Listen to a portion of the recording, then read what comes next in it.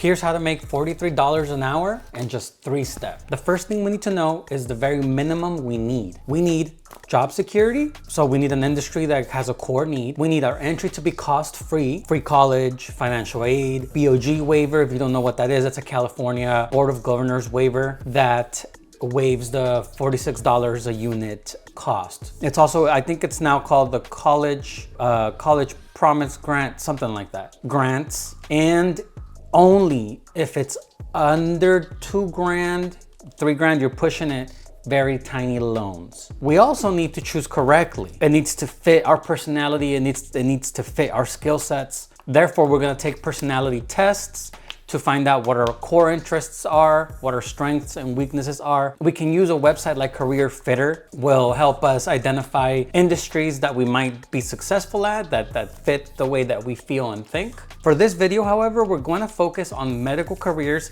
since medicine fits the profile that we're looking for. The medical field provides job security, has a dire need for labor force, training can be free, and there are plenty of positions to choose from.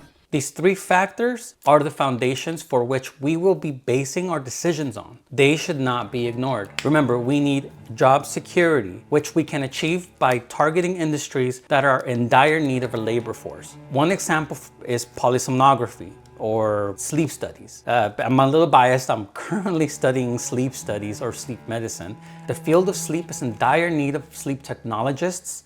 And so the bar to entry is a bit low right now as they're attempting to build pathways to meet the demands that the industry has. We also need our education to be free, which we can find and obtain by simply looking for opportunities. And finally, we need to choose correctly, which we can define by getting to know ourselves better. Personality tests, Career Fitter, defining our core interests, and ultimately, location might play a role in where we end up. So to summarize step 1, the first thing we need to know is the very minimum we need.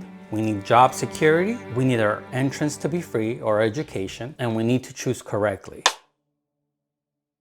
Motivation might seem straightforward. We want more money, right? But the core desire that forces us to pursue bigger and better things is a lot more complicated than that. Money is a means to an end. Every transaction that you have ever been a part of has been a tug of war between the money that you have in your pocket and the thing that you're thinking about trading that money for. For years, you have valued many things over the money you spent to acquire them. It's really that simple. So for this step, take a moment to ask yourself, why do I want more money? Maybe you're struggling to make ends meet. Maybe you're struggling to pay for the lifestyle that you know you deserve. Maybe you have something to prove. Define and laser focus on what that motivation is and hold it close. The education that you'll need will depend on the career that you choose, the opportunities you discover, and how far you're willing to go to follow through. No worries though, the associate's degrees that I'm going to talk to you about are some of the easiest and quickest to complete. Some don't even require general education. Who takes a look if we break an arm? If you break your arm, chances are good you're gonna see a radiology technician. Radiology technologists use special equipment to create images of the inside of the body. They use x-rays, CT scans, and other imaging equipment. Think of them as the photographers of the medical world. What if your doctor needs to see what's inside your skull?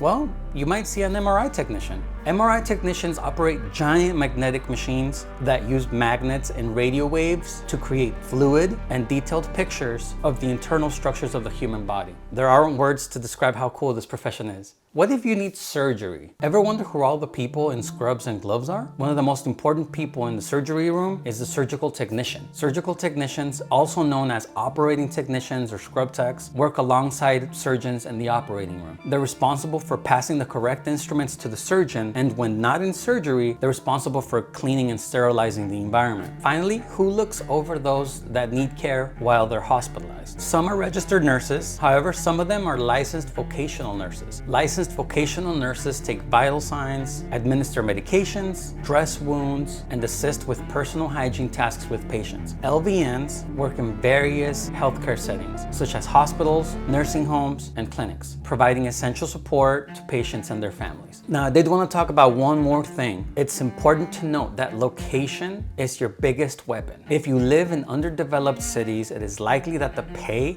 even in the medical field, will be too low for our $43 an hour goal. The best thing to do is to relocate to cities or states that have a higher economic growth. I personally was fortunate to have been born and raised in California. Still, even in California, there are places where the pay is below appropriate. I personally had to relocate to San Francisco, where the pay is considerably higher. Different opportunities are concentrated differently in different places. If what you want is in place B and you live in place A, then you'll have to go to place B to get it. So finally, what about the cost? As I've mentioned before, there is the BOG waiver in California, there's financial aid, grants, tiny loans. I would stay away from federal loans. However, because the subject's a little bigger and a little more complicated than I can possibly summarize at the end of this video, watch my next video on the subject.